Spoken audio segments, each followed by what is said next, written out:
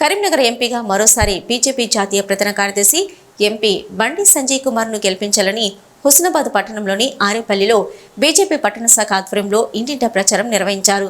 గడప గడపకు తిరిగి బీజేపీ నాయకులు ఎన్నికల ప్రచారం నిర్వహించి అనంతరం మాట్లాడుతూ గ్రామాన బీజేపీకి ప్రజలు అండగా నిలుస్తున్నారన్నారు. మోదీ చేపట్టిన ప్రజాహిత దేశ రక్షణ చర్యలను వివరించారు.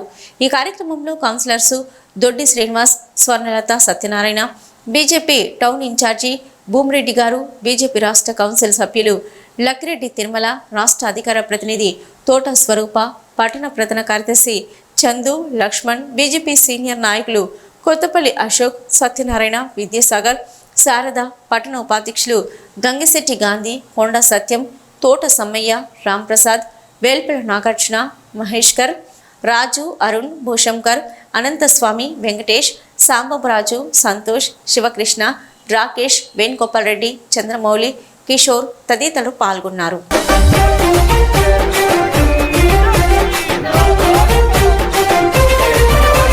బీజేపీ పిలుస్తుంది రా కదలిరా, జనజాతర సాగుతుంది రా కదలిరా, దేశమంతా గెలుస్తుంది రా కదలిరా, చైత్రయాత్ర చేస్తుంది రా కదలిరా.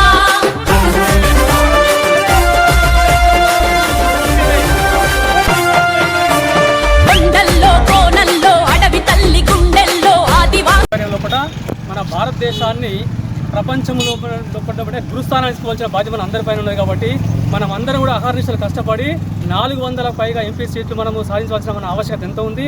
మన కర్నూలు హిందూ టైగర్ మన పార్లమెంటు అధ్యక్షుడు మన పార్లమెంట్ అభ్యర్థి బండి సంజయ్ గారిని కూడా మనము గెలిపించవలసిన అత్యధిక మేరకు గెలిపించి వారి మనము పార్లమెంట్ పంపించవలసిన బాధ్యత మన అందరిపైన ఉంది.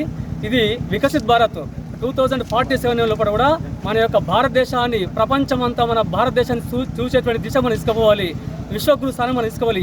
ఈ యొక్క ప్రోగ్రాం లోపల మనం అందరం కూడా, మా అక్కలు చెల్లెలు వయసుతో సంబంధం లేకుండా మనం అందరం కూడా ఈ ప్రోగ్రాంలో మనం అందరం పాల్గొని ఇంకా మనము మన ఓటింగ్ శాతం పెంచేసి మనం ఇంకా కష్టపడవలసిన ఆవశ్యకత మనకు ఎంత ఉంది.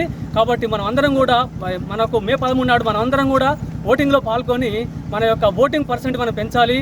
మనము మన యొక్క అభివృద్ధి అయినటువంటిది నరేంద్ర మోడీ గారి ఆధ్వర్యంలో ఎప్పుడైతే మనకు కరోనా రావడం జరిగిందో అప్పుడు కూడా మనం అందరూ కూడా ప్రతి ఒక్కరికి, పేదలకు, నిరుపేదలకు అందరికీ కూడా మనం వ్యాక్సిన్ ఎటువంటి తారతమ్యం కూడా పంపించడం జరిగింది. దానితో పాటు 8 సంవత్సరాలు, ఇప్పటికి 3 సంవత్సరాలు కంప్లీట్ చేసాము. ఇంకా ఈ సంవత్సరాలు కూడా ప్రతి ఒక్కరికి కూడా మనము రేషన్ ఫ్రీ ఇస్తున్నాము. అంటే మన యొక్క పరిస్థితి మనం అర్థం చేసుకోవాలి.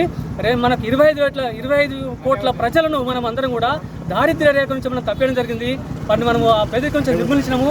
అటువంటి మన మోడీ యొక్క నాయకత్వం మనం అందరం కూడా మనం ఇంకా ముందుకు కొనసాగించాలి. ఇది అందరి యొక్క మన బాధ్యత.